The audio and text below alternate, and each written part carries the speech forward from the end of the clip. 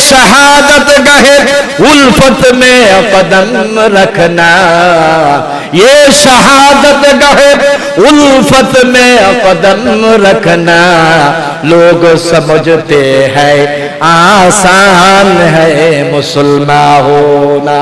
লোকেরা মনে করে এই মুসলমান বুঝি এত একেবারেই সহজ। না না, মুসলমানকে উত্তপ্ত ময়দানের মধ্যে দাঁড়াইতে হবে।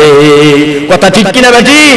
আমার ভাইরা বন্ধুরা, হযরত মুসাইব ইবনে উমাইর রাদিয়াল্লাহু তাআলা আনহুকে নবী জানাজার নামাজ আদায় করলেন।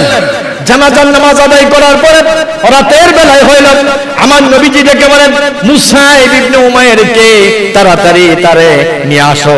আমার নবী তাকে দাফন করলেন। আমার নবী দোয়া করলেন, আয় আল্লাহ তাআলা, কবর পর্যন্ত রেখে রেখে বলে, আমি আমার মুসাইবের প্রতি সন্তুষ্ট, আল্লাহ তুমিও তার প্রতি রাজি আর খুশি হয়ে যাও। সুবহানাল্লাহ বলে। আমার ভাইরা, এই জন্য আমার বুকে শাহাদাতের তামান্না আমি লালন করছি, আপনাদেরকে লালন করতে হবে শাহাদাতের তামান্না। মান মাতা ওয়ালাম ইয়াকযু ওয়ালাম ইউহাদ্দিস বিহি নাফসুহু মাতা আলা শুবাতিন মিন নিফাক।